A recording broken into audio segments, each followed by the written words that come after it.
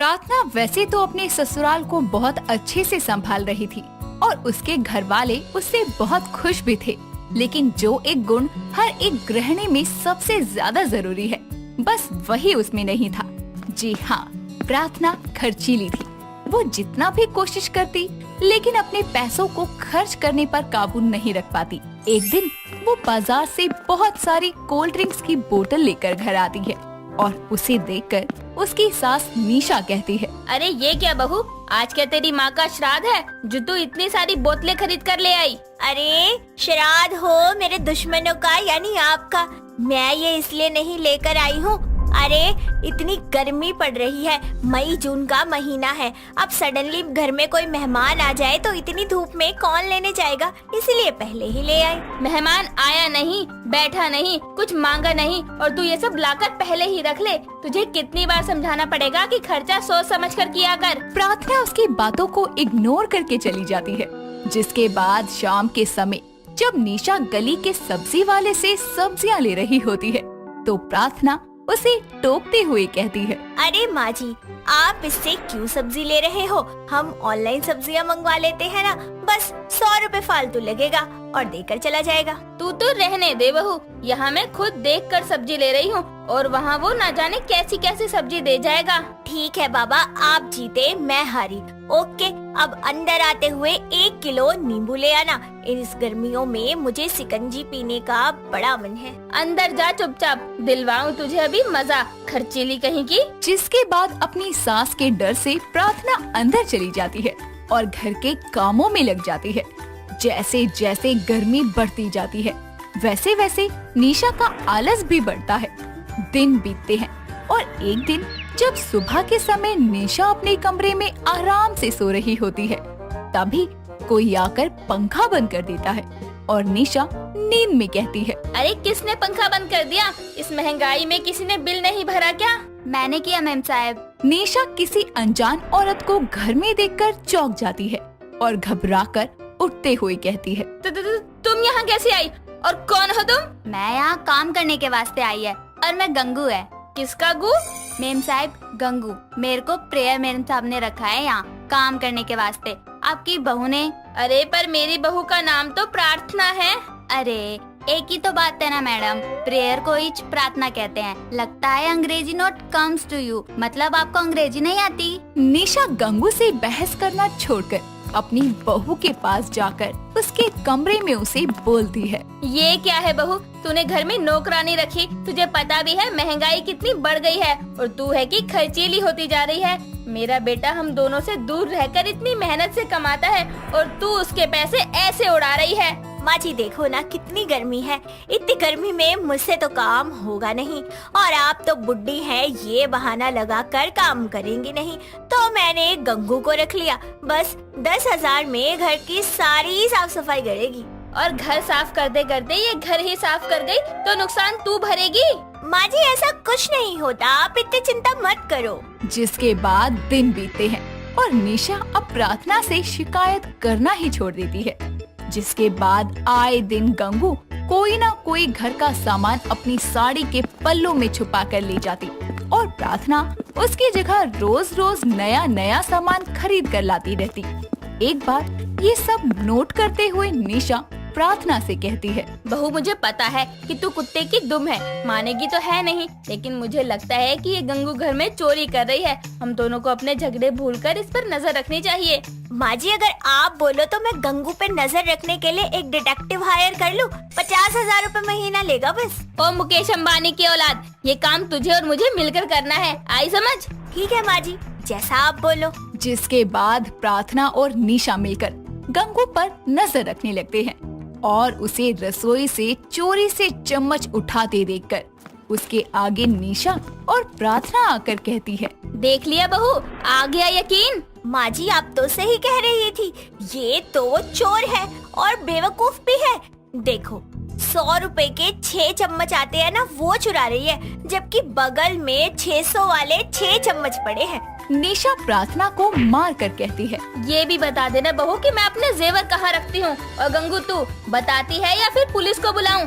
निशा और प्रार्थना के आगे अपनी पोल खुलती देखकर गंगू रोने का नाटक करती हुई कहती है, मेरे को माफ करना मालकिन, मैं क्या करती। मेरे पति की दोनों किडनी में हार्ट अटैक आया है और मुझे 50,000 रुपए की जरूरत है और मेरी कुंवारी माँ को मुझे पढ़ाना है और अपनी बेटी की आंखों के मोतियाबिंद का ऑपरेशन मेरे को करवाना है। मुझसे गलती हो गई, मेरे को माफ कर दो। अच्छा तुम यहीं रुको, मैं अभी आई। लगता है बहू को इसकी चालाकी समझ आ गई, पुलिस को कॉल करने गई होगी। थोड़ी देर में प्रार्थना रसोई में वापस आती है और गंगू को 50,000 रुपए देकर कहती है, ये लो गंगू, इन पैसों से तुम अपने पति की किडनी के हार्ट अटैक का ऑपरेशन करवा लेना और चाहिए हो तो बता देना। ये सब देखकर निशा समझ जाती है कि उसकी बहू को समझाने से अच्छा भैंस के आगे बीन बजाना होगा। और प्रार्थना भी जहाँ एक तरफ महंगे खर्चे करना जारी रखती है, वहीं अब गंगू खुलेआम घर की चीजें ले जाकर बेच दिया करती। कभी कभी पकड़ी जाने पर वो 2 आंसू बहा दिया करती। दिन बीतते हैं और एक दिन जब प्रार्थना और निशा रात का खाना खा रहे होते हैं तो गंगू उनके घर आकर उन्हें मोदक देते हुए कहती है, ये लीजिए दीदी, मोदक खाइए, आज तो बड़ी खुशी का दिन है। मुंह मीठा तो करना बनता है आप दोनों का। ये किस खुशी में लाई हो तुम गंगू? दीदी आपने जो मेरे पति के इलाज के लिए पैसे दिए थे ना, उससे उनके दिल का स्टोन निकल गया है, तो मैं ये मोदक स्पेशल आप दोनों के लिए लेकर आई हूँ। दिल का स्टोन? पर तेरे पति को तो किडनी में हार्ट अटैक आया था ना, तो ये कब हुआ? अरे माँ जी ये सब छोड़ो ना, मोदक खाओ। कितना चिक चिक करती हो तुम। इतना कहकर गंगू जबरदस्ती निशा के मुंह में मोदक ठूस देती है और उसके बाद वो दोनों मोदक खाते ही वहाँ बेहोश हो जाती है। जिसके बाद गंगू सारा घर साफ करके वहाँ से रफू चक्कर हो जाती है। और जब अगली सुबह निशा को होश आता है तो वो प्रार्थना को गुस्से में जगा कर कहती है, उठ पनौती उठ, इससे पहले कि मैं तेरा खून पीकर दुर्गा अष्टमी के दिन तांडव करूं, उठ जा। क्या हुआ माँ जी, क्यों जगा रही हो सुबह सुबह? थोड़ा सा और सोने दो ना, कितनी मस्त नींद आ रही है। मेरी प्यारी सुंदर सी बहू, ये बता कि तुझे अपने आसपास क्या दिख रहा है? माँ जी रातों रात हमारा घर बड़ा हो गया क्या? तो खाली खाली सा लग रहा है हमारा घर। नींद से बाहर आकल मुही, तेरी गंगू हम दोनों को नंगू करके चली गई। क्या मतलब आपका माँ जी? मुझे कुछ समझ नहीं आ रहा, थोड़ा क्लियर बताओ। अरे अकलमंद, मतलब ये कि उसने घर में चोरी कर ली। जिसके बाद प्रार्थना नींद से जागती है तो उसके होश उड़ जाते हैं और वो अपनी सास से बहुत बार माफी मांगती है और निशा जवाब में कहती है, देख बहू, ये सब तेरी लापरवाही है और महंगाई में खर्चीली होने की वजह से हुआ है ये। इसलिए अब तेरा फर्ज है कि जो जो इस घर से गया है वो तू अपने दम पर सब कुछ वापस लाएगी, कमा कर देगी, क्योंकि अब तेरी गंगू तो मिलेगी नहीं और इसकी कोई गारंटी भी नहीं है कि वो मिलेगी भी या नहीं। माँ जी मुझसे गलती हो गई, लेकिन अब मुझे सब समझ आ गया है। मैं नौकरी करके ये सारा सामान आपको वापस लाके दूंगी। ये सब मेरी गलती के कारण हुआ है। घर में हम 2 लोग ही थे, मिलकर सारा काम कर लेते, लेकिन मेरे खर्चीली होने की वजह से मैंने मेड रखी और उसका पुलिस वेरिफिकेशन भी नहीं करवाया और ये सब हो गया। जिसके बाद दोनों सास बहू गंगू के खिलाफ कंप्लेंट लिखवाते हैं। अब गंगू मिलेगी या नहीं ये तो भगवान जाने, लेकिन उस दिन के बाद से प्रार्थना बाहर जाकर जॉब करने लगती है और सब कुछ अपने पैसों से खरीद कर खुद फिर से बसाती है, जिससे उसे पैसों की असली कीमत और महंगाई का ज्ञान होता है और वो खर्चे लिमिट में करने लगती है। आपको क्या लगता है, जो सजा निशा ने अपनी बहू को दी, क्या वो सही थी? कमेंट करके बताइए। और अगर आप निशा की जगह होते तो प्रार्थना को क्या सजा देते, हमें बताना न भूले। कनिका की शादी विवेक नाम के एक चिड़चिड़े लड़के से हुई थी। कनिका के ससुराल वाले बेहद लालची किस्म के थे। वो आए दिन कनिका के घर वालों से कुछ न कुछ मांगते रहते। धीरे धीरे वक्त के साथ महंगाई बढ़ती जाती है। ऐसे ही एक दिन सुबह सुबह कनिका के सास अंजलि उसे आवाज देती है, कनिका, कनिका, अरे गरीब सी कहाँ मर गई तू? जी माँ जी कहिए क्या हुआ? ठीक है, मैंने तुझसे कहा था अपने मायके वालों से बोल दियो कि नई टोस्टर मशीन और फ्रिज भिजवा दें। माँ जी अबे पिछले महीने में ही तो बाबूजी ने नया ओवन और गैस चूल्हा दिया था, अब इतनी जल्दी वो ये सब नहीं दे सकते। सुबह सुबह बकवास मत कर, जो कहा है वो कर। माँ जी आप जानती है ना महंगाई कितनी बढ़ रही है। मेरे घर में मेरा छोटा भाई कॉलेज जाता है, एक और बहन है उसकी भी शादी करनी है। अगर मेरे माँ बाबूजी हमेशा मेरा ही घर भरते रहेंगे तो मेरे भाई बहनों का क्या होगा? वो सब मुझे नहीं पता, समझ गई? जितना कहा है उतना कर, नहीं तो तुझे घर से निकालते हुए मुझे देर नहीं लगेगी। और फिर जब तेरा बाप नाक रगड़ता हुआ मुझसे माफी मांगने आएगा ना, तब भी तुझे घर के अंदर नहीं आने दूंगी। इतना कहकर अंजलि पैर धमकाती हुई वहाँ से चली जाती है और कनिका यूं ही असमंजस भरे मन से घर के कामों में लग जाती है और घर के कामों से फ्री होकर अपनी छोटी बहन किरण को कॉल करती है। किरण जल्दी से फोन को उठाकर कहती है, हेलो दी, कैसी हैं आप? मैं अच्छी हूँ, तू बता। अच्छी हूँ दी, पर आप बहुत परेशान लग रही हो। क्या हुआ? सब ठीक है ना? हाँ सब ठीक है, बस क्या दी, आपकी वो लालची सास फिर से कुछ मांग रही है क्या? मुझे कुछ समझ नहीं आ रहा। इतनी महंगाई चल रही है, माँ बाबूजी से कहूँ तो क्या कहूँ। खुद के बेटे की कमाई का तो 1 रुपया भी खर्च के राजी नहीं है माँ जी। दी तुम चिंता मत करो, मैंने वर्क फ्रॉम होम करके थोड़े पैसे जमा किए हैं। आप कल मार्केट में मिलना, जो लेना है ले लेंगे। कुछ देर बात करने के बाद कनिका कॉल कट कर देती है और घर के कामों में लग जाती है। ऐसे ही अगले दिन दोनों बहनें मार्केट में मिलती है और अंजलि के कहे अनुसार नया टोस्टर मशीन और फ्रिज खरीद लेती है, जिसके बाद कनिका सामान लेकर घर वापस आ जाती है। ऐसे ही वक्त गुजरता है, दिन गुजरते जाते हैं, पर दिन महंगाई में बहुत बढ़ोतरी हो जाती है और ऐसे में अंजलि की डिमांड घटने की जगह बढ़ती जाती है। एक दिन कनिका की माँ सुधा किरण के साथ अपनी बेटी से मिलने उसके ससुराल आती है और बोलती है, नमस्ते समधन जी, कैसी हैं आप? जी नमस्ते, मैं अच्छी हूँ, आप बताओ कैसे आना हुआ? जी बस अपनी बेटी से मिलने का मन किया तो आ गए। दिख रहा है कितनी महंगाई हो रही है, अब फ्री का खाना नाश्ता ठूसने चली आई माँ बेटी। कोई नहीं, मैं भी तेज हूँ, अब देखना कैसे इनकी जेब से ही खर्चा करवाती हूँ। आखिर इतनी महंगाई में मैं क्यों पैसा खर्चूं अपना? अरे समधन जी क्या हुआ, क्या सोचने लग गई आप? जी कुछ नहीं। लो जी आपकी बेटी भी आ गई। कनिका बहू देख कौन आया है। अपनी माँ और बहन को एकदम से अपनी आंखों के आगे देखकर कनिका की आंखों में आंसू आ जाते हैं। तभी अंजलि कहती है, अरे बहू अब रोती रहेगी या मेहमानों को चाय पानी भी देगी? जी अभी लाती हूँ। दी मैं भी आती हूँ। इतना कहकर दोनों बहनें रसोई में चली जाती है। हॉल में बैठे अंजलि और सुधा आपस में बातें करते हैं।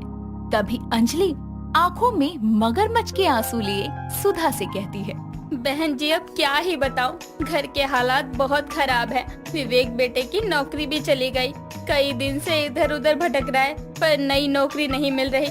2 दिन से घर में खाना भी नहीं बना है, बड़े ही बुरे दिन चल रहे हैं हमारे। इतना सब कुछ हो गया लेकिन कनिका ने मुझे कुछ बताया ही नहीं। अरे कनिका तो बहू नहीं मेरी बेटी है और आप तो जानती ही हो माँ बाप को कभी तकलीफ ना हो इसलिए बेटी अपनी तकलीफ छुपा लेती है।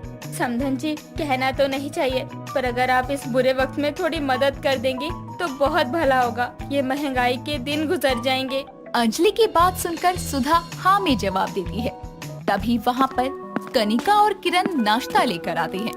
कुछ देर बातें करने और नाश्ता करने के बाद सुधा और किरण अपने घर जाने लगते हैं। तभी सुधा काफी सारे पैसे निकालकर कनिका के हाथों में रखकर कहती है, ले बेटा, जल्दी जल्दी में तेरे ससुराल चले आए, कुछ लेकर नहीं आ पाई, ये पैसे रख ले। नहीं माँ, मुझे इसकी कोई जरूरत नहीं है, आप दोनों यहाँ मुझसे मिलने आ गए ये बहुत है। नहीं बेटा ये मत बोल, अपनी माँ का आशीर्वाद समझ के रख ले। ठीक है समधन जी, हम चलते हैं, ख्याल रखना अपना बेटा। इतना कहकर सुधा और किरण साथ में वहाँ से चली जाती हैं और सुधा के जाते ही अंजलि सुधा के दिए हुए सारे पैसे कनिका के हाथ से लेकर कहती है, दे इधर, आई बड़ी पैसे न लेने वाली। अरे जब दे रही थी तेरी माँ तो क्यों ना कर रही थी? अरे घर में आई लक्ष्मी को कोई ना कहता है, दोनों हाथों से स्वीकार कर लेते हैं। हाँ, वाह आज तो मैं शॉपिंग करूँगी। इतना कहकर अंजलि वहाँ से चली जाती है। दिन गुजरते जाते हैं और अब महंगाई में अंजलि का लालच इस कदर बढ़ गया था कि वो घर का राशन भी कनिका के मायके वालों से भरवाने लगी थी। वहीं बढ़ती महंगाई के चलते कनिका के मायके वालों की हालत तंग हो गई थी और दिन पर दिन गरीबी उन्हें घेरती जा रही थी। पर अंजलि की डिमांड तो घटने का नाम ही नहीं ले रही थी। ऐसे ही एक दिन कनिका बिना बताए अपने मायके जाती है और घर की हालत देखकर उसकी आंखों में आंसू आ जाते हैं। तभी वो अपनी माँ से कहती है, माँ, ये सब क्या हो गया? घर में पैसों की इतनी कमी, राशन नहीं है, भाई कॉलेज नहीं जा रहा, किरण की तबीयत खराब है। आपने ये सब मुझसे क्यों छुपाया? बेटा, तू भी कहाँ कुछ बताती है। तेरे जीवन में इतना कुछ हो गया, लेकिन तूने कुछ बताया। पर तेरी सास ने मुझे सब बताया कि इतना कहकर सुधा अंजलि की कही हुई सारी बातें कनिका को बताती है, जिसके बाद कनिका को सब समझ में आता है। तभी वो अपनी माँ को अपनी लालची ससुराल वालों की सारी आदतों के बारे में बताती है। सच जानकर सुधा की पैरों तले जमीन खिसक जाती है। तभी कनिका बोलती है, माफ करना माँ, मुझे ये सब आपको पहले ही बता देना चाहिए था। पर माँ जी ने मुझे घर से निकाल देने की धमकी जो दी थी, जिस डर से मैं कुछ कह नहीं पाई आपको। लेकिन अब और नहीं, अब जो गलत हुआ है उसे सही करने का समय आ गया है। इतना कहकर कनिका अपने सभी परिवार वालों का सामान पैक करती है और उनको अपने साथ ससुराल में ले आती है और अंजलि से कहती है, माँ जी, अब मेरे मायके वाले यही रहेंगे। और क्या है ना कि मेरे घर में थोड़ा कंस्ट्रक्शन का काम चल रहा है, तो किराए के मकान में क्यों रहना, जब खुद की बेटी का घर है उनके पास। और वैसे भी आप तो इतनी दरिया दिल हैं, आपको तो कोई दिक्कत होगी ही नहीं। कनिका की बात सुनकर अंजलि कुछ नहीं कह पाती। दिन गुजरते जाते हैं। कनिका के मायके वालों को अपने घर में खाता पीता मौज करता देखकर अंजलि का खून खोलने लगता है और आखिरकार उसकी सब्र का बांध टूट जाता है और वो बोलती है, देखो कनिका, अब बस बहुत हो गया। तुम अपने मायके वालों से कहो कि वो यहाँ से चले जाएं। अब और दिनों के लिए हम उन्हें अपने घर में नहीं रख सकते। क्यों माँ जी, अब आपको क्यों दर्द हो रहा है? मेरी माँ ने मुझे सब कुछ बता दिया कि किस तरह इतनी महंगाई में अपना पैसा बचाकर आप मेरे मायके वालों को ठग रही थी। आपको तब जरा सी भी शर्म नहीं आई माँ जी? मेरी माँ ने उनकी बेटी का घर बसा रहे इसके लिए सब कुछ किया, मेरे लिए इतना कुछ करती रही। मेरे मायके की हालत देखी है आपने? जाकर देखो वो घर क्या से क्या बन गया है। पहले जब आपके घर में पैसे आ रहे थे मेरे मायके वालों से, तब सब कुछ ठीक था, लेकिन अब जब आपके पैसे लग रहे हैं तो आपको बुरा लग रहा है। इतना कहकर कनिका जैसे ही अपने परिवार वालों के साथ वहाँ से जाने लगती है, तभी उसे अंजलि रोक लेती है और अपने किए की सभी से माफी मांगती है और साथ ही अपना लालच भी त्याग देती है और फिर कभी कोई डिमांड नहीं करती। राजस्थान के कुलधर गांव में साहिल अपनी पत्नी रितिका और मां कमलेश के साथ शहर से दूर गांव में रहने आया था, क्योंकि साहिल का ट्रांसफर दिल्ली से राजस्थान के जैसलमेर गांव में कर दिया गया था। शादी के 5 साल बाद वो राजस्थान आए थे। गांव के एक नए घर में आकर साहिल को अजीब सा महसूस हो रहा था। वो जब से इस घर में आया था उसको बुरे बुरे सपने भी आने लगे थे, लेकिन इस बात को उसने अपना वहम समझ के जाने दिया। ऐसे ही कुछ दिन बीतने लगे और साहिल अजीब अजीब हरकतें करने लगा। एक दिन जब वो नहाकर शीशे के सामने आकर खड़ा हुआ और उसने अपनी पत्नी रितिका की बिंदी भी लगा ली, तभी रितिका ने ये सब देख लिया और वो साहिल से बोली, ये क्या कर रहे हो? मेरी बिंदी क्यों लगाई है आपने? तुझे क्या, तो काम करना अपना। आप इस तरीके से बात क्यों कर रहे हैं? मैंने बस आपसे पूछा ही है। अगर आप बिंदी लगाकर बाहर गए तो सब हंसेंगे। मेरा मुंह मेरी मर्जी, तुझे क्या, तू मेरे मुंह मत लग, चल निकल यहाँ से। रितिका को साहिल की हरकतें कुछ अजीब लगने लगी, लेकिन ऐसे ही दिन गुजरते हैं। साहिल घर से बाहर जाता है और तालियां बजा बजा कर बात करने लगता है। गांव वाले ये सब देखकर उस पर हंसते हैं और उसकी नकल करके उसका मजाक बनाते हैं। रितिका साहिल की इन हरकतों से परेशान होने लगी थी। उसने अपने पति को कभी भी ऐसी हरकतें करते नहीं देखा था। सोने के टाइम भी वो रोज अलग उठकर बाहर के कमरे में जाकर सोता। रितिका को लगने लगा कि साहिल पर किसी ने काला जादू किया है इसीलिए वो उसको पास के मंदिर दिखाने के लिए ले जाने की कोशिश करती है, लेकिन साहिल जाने से मना करता है। उसके कई बार कोशिश करने पर भी वो नाकामयाब होती है। पर एक दिन रितिका उसे जबरदस्ती हाथ पकड़कर मंदिर ले जाने की कोशिश करती है। तभी साहिल उसे जोर से धक्का देता है, जिसके कारण रितिका दीवार से टकरा जाती है और इसके बाद साहिल बोलता है, कहाँ ले जा रही है रे तू मेरे को? हैं? मैं ही तेरे साथ नहीं जाएगी, मेरे रास्ते से हट जा, जगदम्बा की कसम हट जा मेरे रास्ते से। क्या हो गया साहिल जी? आप मुझे बताइए, ना तो आप मेरे साथ सोते हैं, ना ही मेरे पास बैठकर कुछ बातें करते हैं। रितिका और उसकी सास साहिल की हरकतें देखकर उसको किसी बाबा के पास ले जाने की सोचती है, लेकिन साहिल साथ जाने से इनकार कर देता है, जिसके बाद दोनों सास बहू बाबा के पास खुद जाती हैं और उनको साहिल की हालत के बारे में बताते हुए रितिका बोलती है, बाबा, ये पहले ऐसे नहीं थे। जब से हम राजस्थान आए हैं तभी से ये ऐसी अजीबोगरीब हरकतें कर रहे हैं। लगता है इसके अंदर किसी की आत्मा है, मुझे तुम्हारे घर चलकर देखना पड़ेगा। रितिका और उसकी सास बाबा को अपने घर लेकर आती है। तब तक साहिल एक किन्नर की तरह कपड़े पहनकर उसके जैसी हरकतें करता है। उसके माथे पर बिंदी, होठों पर लिपस्टिक देखकर रितिका और उसकी सास घबरा जाती है। तभी बाबा को देखकर साहिल बोलता है, ए तांत्रिक, हट जा मेरे रास्ते से, वरना तू भी मारा जाएगा। साहिल की ये बात सुनकर बाबा उस पर गंगा जल की कुछ बूंदें डालते हुए बोलते हैं, तू क्या चाहती है बता, और इस लड़के के शरीर में क्यों है? इसे परेशान क्यों कर रही है? इसके शरीर को छोड़ दे, इसका परिवार परेशान है। इतनी आसानी से नहीं जाऊंगी मैं, मेरे को भगाने आया है? जगदम्बा माँ की कसम, जब तक अपना बदला नहीं ले लेगी ना मैं इसके शरीर से नहीं निकलेगी। हट जा तांत्रिक मेरे रास्ते से। हम तेरी मदद के लिए ही आए हैं, लेकिन तू वादा कर, इस लड़के का शरीर छोड़ देगी। तेरा बदला पूरा होते ही तू यहाँ से चली जाएगी और इस लड़के के शरीर में कभी नहीं आएगी। भाई वादा करती है, मेरा बदला पूरा होते ही मैं चली जाएगी। अपने बारे में बता, क्या हुआ था जो तू इस मासूम लड़के के शरीर में आई? हाय हाय, मैं इसीलिए इसके अंदर आई हूँ क्योंकि ये एक ईमानदार लड़का है।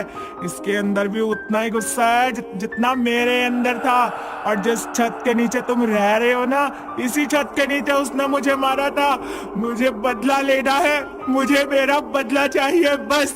क्यों मारा था तुझे ये बता, हम तुझे इंसाफ दिलवाएंगे उसको मार कर। हाय हाय, नहीं नहीं, मैं खुद मारेगी उसको। ये बात 6 साल पहले की है। राजस्थान के कुलधर गांव में एक किन्नर रवीना रहा करती थी, जो अमन नाम के लड़के से प्यार करती थी। अमन भी रवीना से बेहद प्यार करता था। दोनों स्कूल के समय से ही एक दूसरे के प्यार में थे। रवीना के बड़े होने पर सबको पता चल चुका था कि रवीना एक लड़की नहीं बल्कि किन्नर है। उसके बावजूद भी अमन उससे प्यार करता था।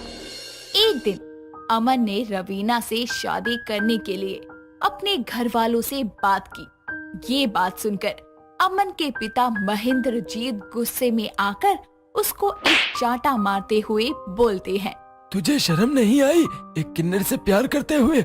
गांव में हमारा कितना नाम है, तेरी इस करतूत से कितनी बदनामी होगी हमारी समाज में। लोग हमें जीने नहीं देंगे, सर उठाकर चलना मुश्किल हो जाएगा। ये जानते हुए भी तू एक किन्नर से शादी करना चाहता है, निकल जा यहाँ से। अमन घर से बिना बताए गुस्से में निकल जाता है और उसकी माँ परेशान हो जाती है। जब 2 दिन बाद अमन घर आता है तो उसके माता पिता शादी के लिए मान जाते हैं, लेकिन ये उसके पिता की साजिश थी। शादी के कुछ दिन पहले महेंद्रजीत रवीना के पास जाते हैं और उसे बोलते हैं, हे रवीना, तू मेरे बेटे का पीछा छोड़ दे। तू रही किन्नर, हम अपने बेटे की शादी किन्नर से करेंगे तो हमारा वंश आगे कैसे बढ़ेगा? ऐसा कभी नहीं हो सकता। तुझे बता रहा हूँ, गांव छोड़कर निकल जा यहाँ से। जितने पैसे चाहिए तुझे मैं दूंगा। आय हाय, मैं प्यार करती हूँ उससे, उसे छोड़कर कहीं नहीं जाऊंगी। तू लगा ले जितना जोर लगाना है तूने। जगदम्बा माँ की कसम, शादी भी करूंगी और इसी गांव में रहूंगी। रवीना अपनी पीठ मोड़कर जाने लगती है। तभी महेंद्रजीत रवीना को चाकू मारते हैं और रवीना आखिरी सांस लेते हुए बोलती है, हाय हाय, तुझे इसकी सजा जरूर मिलेगी। जगदम्बा माँ की कसम, मैं तुझे छोड़ूंगी नहीं। तेरी जिंदगी बर्बाद कर दूंगी। मैं वापस आऊंगी मैं। तुझे कीड़े पड़ेंगे, तुझे पानी पिलाने वाला कोई नहीं होगा। महेंद्रजीत, मैं अपना बदला लेने वापस आऊंगी। महेंद्रजीत को बद्दुआ देकर रवीना की आंखें बंद हो जाती है और वो अपने कमरे में ही दम तोड़ देती है। महेंद्रजीत उसे वहाँ से ले जाकर पहाड़ों की खाई से फेंक देते हैं और घर जाकर सबको बोलते हैं, रवीना का एक्सीडेंट हो गया है। पुलिस को अभी रवीना की बॉडी भी नहीं मिली है। अमन को अपने पिता की बात पर यकीन नहीं होता और वो रवीना को ढूंढने जाता है, पर उसे वो कहीं नहीं मिलती। इसीलिए वो अपने पिता की बात को सच मानकर अपने जीवन में आगे बढ़ता है और कुछ साल बाद उसकी शादी हो जाती है। अच्छा, तो ये थी तेरी कहानी। हाँ, अब मैं अपना बदला लेना चाहती है, उसे मारना चाहती है। बुलाओ उस महेंद्रजीत को। ये नाम तो सुना सुना लग रहा है। मम्मी जी, ये तो साहिल के ताऊ जी हैं, जिन्होंने हमें रहने को ये घर दिया। इसका मतलब ताऊ जी ने रवीना को मारा था। हमें रवीना को इंसाफ दिलवाना है। महेंद्रजीत को तुम्हें बुलाना पड़ेगा। जरूर बाबा जी, रवीना के साथ बहुत गलत हुआ है, उसको इंसाफ मिलना ही चाहिए। मैं महेंद्रजीत भैया को कॉल करके अभी बुलाती हूँ। अभी नहीं, अमावस्या की काली रात को हम उसको रवीना के सामने बुलाएंगे। दिन गुजरते हैं। अमावस को सब लोग पुलिस के साथ इकट्ठा होते हैं। कमलेश महेंद्रजीत को कॉल करके घर बुलाती है। महेंद्रजीत जब घर आते हैं तो सब छुप जाते हैं और रवीना साहिल के शरीर में अपने असली रूप में आती है और कमरे में अंधेरा होता है और लाइट अचानक जलने बुझने लगती है। रवीना महेंद्रजीत के सामने आकर खड़ी हो जाती है और महेंद्रजीत डरते हुए बोलते हैं, तू यहाँ कैसे? तू तो मर गई थी। हाय हाय, ऐसे कैसे? मरी नहीं थी मैं, तूने मारा था मेरे को। अब मैं अपना बदला लेने आ गई है वापस। पूरे 6 साल इंतजार किया है मैंने। आज तो मैं तुझसे अपना बदला लेकर रहूंगी। मैं माफी चाहता हूँ रवीना, मुझे माफ कर दे। मैंने तुझे मार कर गलती करी, मुझे माफ कर दे भगवान के लिए। हाय हाय, भगवान को क्यों बदनाम करता है? आज तो जगदम्बा माँ भी मेरे साथ है, तुझे मुझसे कोई नहीं बचा सकता। अभी से डर गया। जैसे ही रवीना महेंद्रजीत को मारने ही वाली होती है, तभी पुलिस रवीना को रोक लेती है और बाबा रवीना से बोलते हैं, कानून अपने हाथ में मत लो। तुम तो इसको मार दोगी, लेकिन जिसके शरीर में तुम हो उसे सजा मिलेगी, जिसने तुम्हारा साथ दिया। कानून आत्मा पर विश्वास नहीं करता, लेकिन इसने खुद अपना गुनाह कबूला है, इसीलिए इसे कानून के हवाले कर दो रवीना। मैं इसे जान से मारना चाहती हूँ। तुम्हें तो शांति मिल जाएगी रवीना, लेकिन साहिल को बेवजह जेल में सजा मिलेगी। तुम ये कभी नहीं चाहोगी कि किसी बेगुनाह को सजा मिले। मुझे पता है तुम एक अच्छी इंसान थी, लेकिन हम साहिल के साथ कुछ भी गलत नहीं होने देना चाहते। क्या तुम साहिल के साथ गलत होते देखना चाहती हो? रवीना, हमने तुम्हारी हर बात मानी, इतनी मदद की। प्लीज मेरे पति को छोड़कर चली जाओ, मैं तुम्हारे आगे हाथ जोड़ती हूँ। हाय हाय, मैं तो चली जाऊंगी, लेकिन इसको कड़ी से कड़ी सजा मिलनी चाहिए। जगदम्बा माँ की कसम, महेंद्रजीत, मैं तुझे बद्दुआ देती हूँ कि तू जेल में सड़ सड़ के मरेगा। इतना बोलकर रवीना साहिल का शरीर छोड़कर चली जाती है और महेंद्रजीत को पुलिस पकड़ कर ले जाती है। साहिल पहले जैसा नॉर्मल हो जाता है। सब मिलकर साहिल को बताते हैं कि इतने दिनों में क्या क्या बीता। फिर सब मिलकर रवीना की आत्म शांति के लिए घर में हवन और पाठ करवाते हैं, जिसके बाद रवीना को हमेशा के लिए इस संसार से मुक्ति मिलती है और वांशिक हीरा लेकर फरार हो जाता है। सुंदर चांदनी रात में ड्राइविंग सीट पर बैठा कुणाल हाईवे पर ड्राइव कर रहा था। कार में अच्छा सा रोमांटिक म्यूजिक बज रहा था। राइट साइड पर बैठी नताशा कार का शीशा डाउन करती है और ठंडी हवा उसके चेहरे पर लगने लगती है और वो बोलती है, कितना सुहाना मौसम है, ये चांदनी रात का नजारा कितना प्यारा है। बेबी, बिल्कुल तुम्हारी प्यारी सी मुस्कान की तरह। कुणाल, कार की स्पीड बढ़ा दो और नताशा दी, तुम भी कार की विंडो बंद कर दो। पर वन्या, हुआ क्या है? दी, अब हम उस वीरान जंगल के पास से गुजरने वाले हैं। ये जंगल एक श्रापित जंगल है।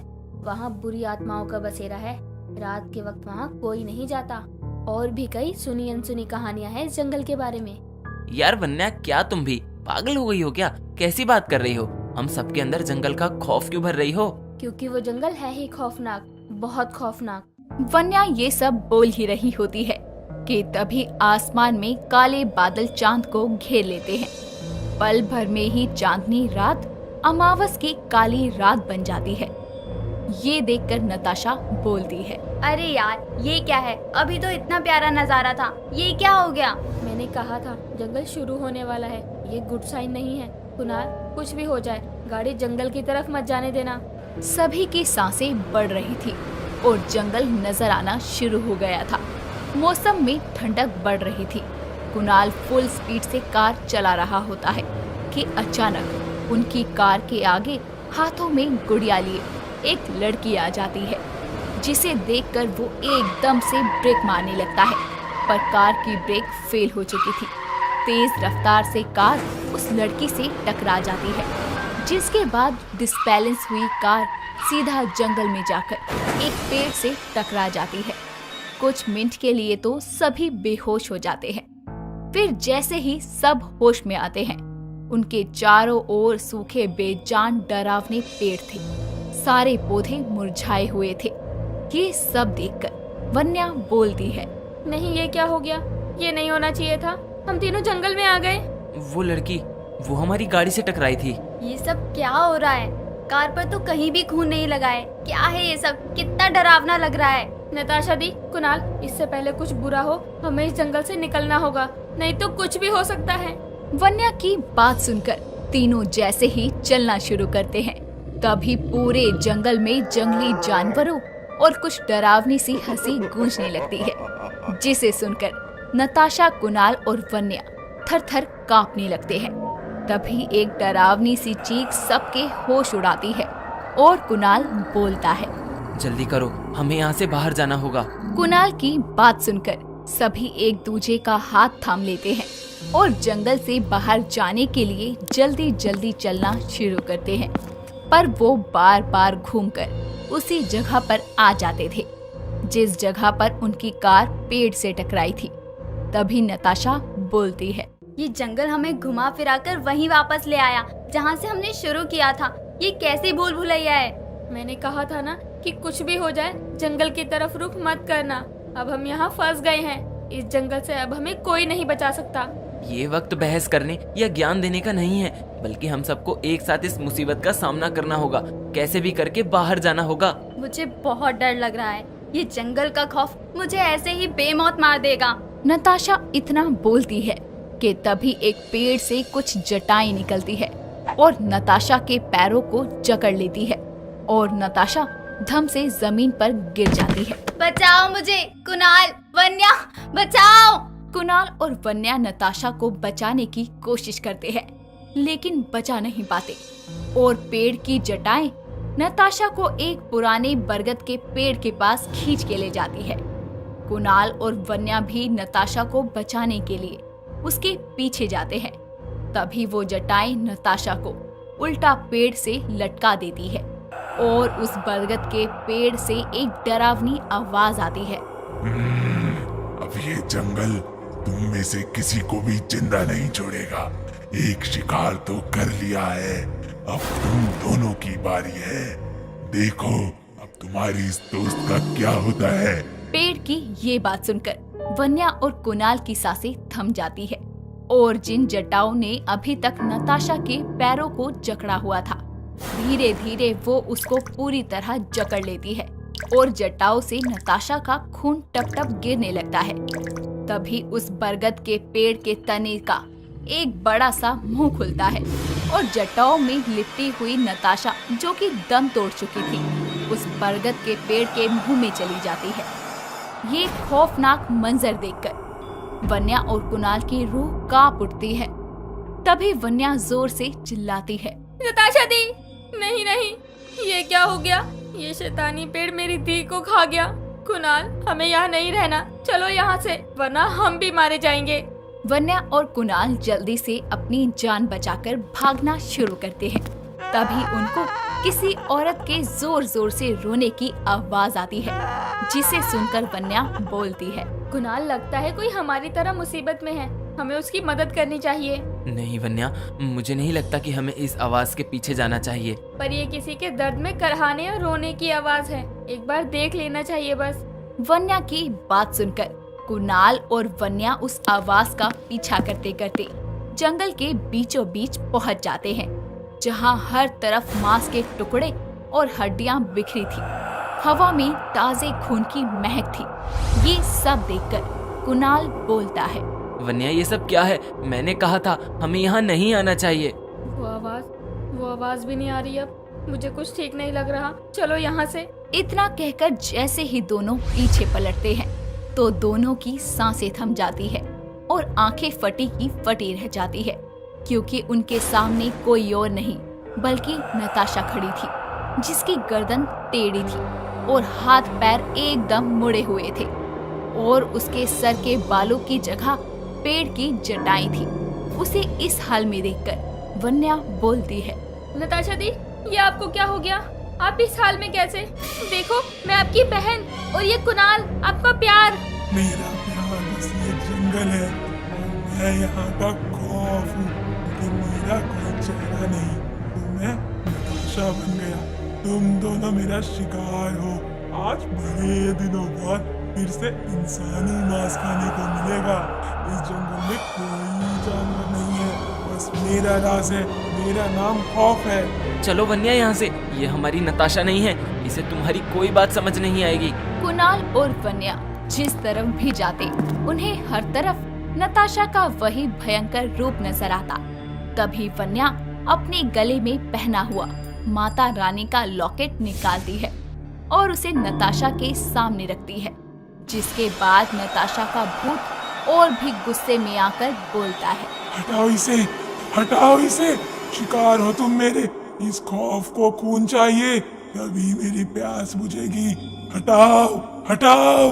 तुमने मेरी दीदी को मार दिया, उसे खा गए। नहीं, आज इस खौफ का अंत जरूर होगा। आज मैं तुम्हें खत्म करके ही दम लूंगी। इतना कहकर वन्या उस लॉकेट को हवा में उछाल देती है और वो सीधा जाकर नताशा के गले में डल जाता है, जिसके बाद वो बुरी तरह तड़पने और चिल्लाने लगती है और एक काली परछाई बनकर हवा में लुप्त हो जाती है। इसी के साथ सभी मुरझाए हुए फूल पौधे खिल जाते हैं और सूखे पेड़ों पर हरियाली आ जाती है। साथ ही सूरज की पहली किरण भी वन्या के चेहरे पर पड़ती है। नताशा को खो देने और जंगल के खौफ को खत्म करने के बाद कुणाल और वन्या जंगल से बाहर आते हैं और अपने घर लौट आते हैं। पर आज भी जंगल का खौफ और वो खौफनाक मंजर याद करके कुणाल और वन्या की आत्मा कांप जाती है।